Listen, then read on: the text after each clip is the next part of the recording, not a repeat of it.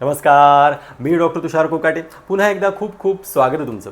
मित्रांनो, आजचा आपला विषय वांगांच्या संदर्भात आहे. चेहऱ्यावर जे वांग येतात, काळे डाग येतात, मेलॅझ्मा ज्याला म्हणतात, नाकावर गालावर येतात, तर या वांगांच्या संदर्भात आजचा हा व्हिडिओ आहे. इथे मला एक संस्कृत म्हण आठवते, ती आधी सांगतो की न कूपखननम युक्तम प्रदीप्ते वह्निना गृहे.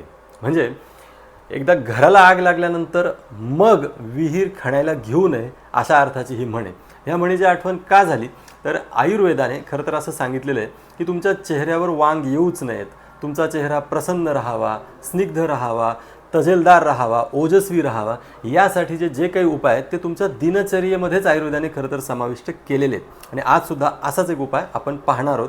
हा उपाय चेहरा तर चांगला ठेवणारच आहे, पण तुमच्या चेहऱ्यावर जर वांग असतील तर ते सुद्धा त्याने कमी होणार आहेत. जर तुम्हाला असं वाटत असेल की आपल्याला आता वांग येऊच नाहीत, कारण आता बऱ्याच स्त्रियांमध्ये आणि पुरुषांमध्ये सुद्धा वांगांचे डाग हे सर्रासपणे दिसतात. हार्मोनल इम्बॅलन्स झाला, रात्रीचं जागरण झालं, उन्हात फिरणं झालं, किंवा काही रुटीन बदललं, किंवा प्रेग्नन्सीच्या काळामध्ये निश्चितपणे अनेक स्त्रियांमध्ये वांग येण्याचं प्रमाण दिसतं. जर असे वांग आपल्याला येऊ नये असं वाटत असेल तर, किंवा आलेले वांग आता त्याची वाढ होऊ नये आणि ते कमी कमी कमी होत ते नष्ट व्हावेत असं वाटत असेल तर हा उपाय नक्कीच मदत करतो. कारण आयुर्वेदाने हे जे वांग प्रकरण आहे ना, हे खरं तर क्षुद्ररोग अध्यायामध्ये सांगितलेलं आहे. क्षुद्ररोग अध्याय म्हणजे काय की ज्याच्यामध्ये जे बारीक सारीक आजार असतात त्याच्यामध्ये सांगितलेलं आहे. किरकोळ आजारांमध्ये वांगांना गणलेलं आहे. याचं कारण असं आहे की अल्प प्रयासाने, कमी प्रयत्नांनी सुद्धा, किंवा कमी चिकित्सेने, कमी ट्रीटमेंटने सुद्धा हे वांग जातात. खरं तर आपल्या चॅनलवर सुद्धा अनेक घरगुती उपाय, घरगुती लेप वगैरे आपण तिथे सांगितलेले आहेत.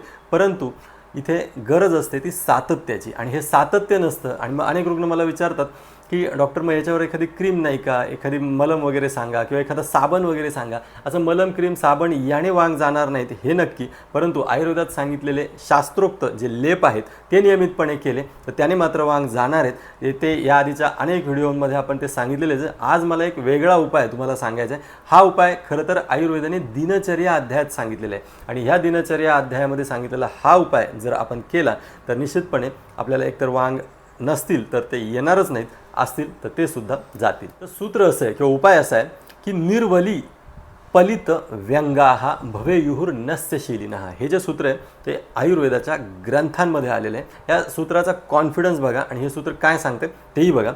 हे सूत्र असं सांगते की तुम्ही निर्वली, म्हणजे वली म्हणजे चेहऱ्यावर ज्या वळ्या पडतात, सुरकुत्या, रिंकल्स पडतात, ते होणार नाहीत. निर्वली पलित म्हणजे केस पांढरे होणार नाहीत.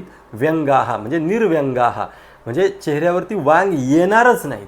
काय केल्याने असं होईल, तर निर्वली पलित व्यंगाहा भवेयुहुर नस्यशीलिनः.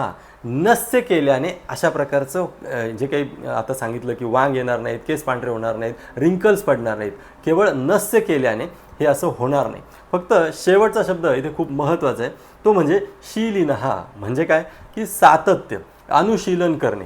इथे सातत्य गरजेचं आहे, कारण हा जो उपाय आलेला आहे हा दिनचर्येच्या अध्यायामध्ये आलेला आहे. जर तुम्हाला तुमचा चेहरा अशा प्रकारे निर्व्यंग म्हणजे त्याच्यावरती काही कुठलाही वांग नाही, कुठलाही डाग नाही असा हवा असेल, रिंकल्स फ्री पाहिजे असेल, तर हा जो उपाय आहे हा खूप महत्त्वाचा आहे. हा फक्त नियमितपणे करायचा आहे. काय करायचे, तर नस्य करायचे. कशाने करायचे तेही सांगणार आहे, पण नस्य म्हणजे काय ते आधी सांगतो ज्यांना माहीत नाही त्यांच्यासाठी. नस्य म्हणजे नाकामध्ये औषधी तेल किंवा औषधी तूप सोडणं किंवा औषध सोडणं.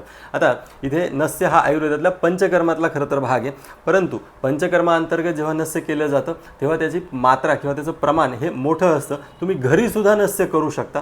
घरी किती करायचे, तर 2-2 थेंब नस्य हे तुम्ही घरी करू शकता. आता हे थेंब कशाचे टाकायचे हे प्रत्येकाच्या आजारानुसार वगैरे वेगळं वेगळं असतं. इथे आपला जो विषय चालला आहे तो म्हणजे तुमच्या चेहऱ्यावरील वांग घालवण्यासाठी तुम्हाला नस्य करायचे. मग आता हे कशाचं करायचे, तर आयुर्वेदाने असं सांगितलं आहे की अणुतेलम ततो नस्यम. हे नस्य अणुतेलाचं करायचं. अणुतेल काय, तर अणुतेल हे आयुर्वेदातलं एक औषधी तेल आहे. आता हे तेल आम्हाला कुठे मिळेल, तर तुमच्या जवळपासच्या कुठल्याही मेडिकल स्टोअरमध्ये, किंवा तुमच्या जवळच्या जे काही आयुर्वेदिक डॉक्टर असतील त्यांच्याकडे, आयुर्वेदिक डॉक्टरांकडून घेणं अधिक योग्य आहे. याचं कारण असं आहे की मग नस्य कसं करायचं आहे, ते कधी करायचं वगैरे ह्याचे डिटेल्स तुम्ही त्यांना विचारू शकता, किंवा तुम्हाला हे नस्य केलेलं चालणार आहे का हे सुद्धा, याचं सुद्धा मार्गदर्शन ते करू शकतील. मग आता हे जे अणुतेल आहे हे दिनचर्या अध्यायामध्ये आलेले किंवा दिनचर्येत सांगितलेले.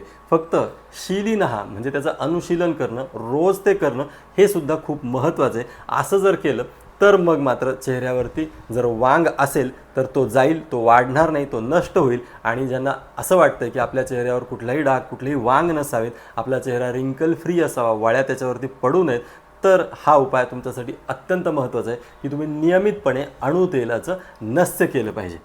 बाकी नस्याविषयीची तुम्हाला अजून काही माहिती पाहिजे असेल किंवा अणुतेलाविषयीची प्रामुख्याने जर तुम्हाला अधिकची माहिती पाहिजे असेल तर याआधी आपण व्हिडिओ केलेले आहे, त्यामुळे इथे ती सांगत बसणार नाही. त्या व्हिडिओची लिंक मी कमेंट बॉक्समध्ये देतो आहे, तर ते व्हिडिओसुद्धा तुम्ही नक्की पहा. बाकी ही माहिती, हा आयुर्वेद तुम्हाला कसा वाटला हे मला नक्की सांगा. याविषयी तुमच्या काही शंका असतील, प्रश्न असतील तर त्यासुद्धा कमेंट बॉक्समध्ये विचारायला विसरू नका. बाकी व्हिडिओ जर आवडला असेल तर लाईक जरूर करा, शेअर जरूर करा. आणि हो चॅनल तुम्ही अजूनही सबस्क्राईब केलेलं नाही आहे तर चटकन पटकन करून टाका, कारण आरोग्यविषयक, आयुर्वेदविषयक वेगवेगळी नवनवीन आणि तरीही शास्त्रीय अशी माहिती घेऊन आपण पुन्हा भेटत राहणारच आहोत. खूप खूप धन्यवाद.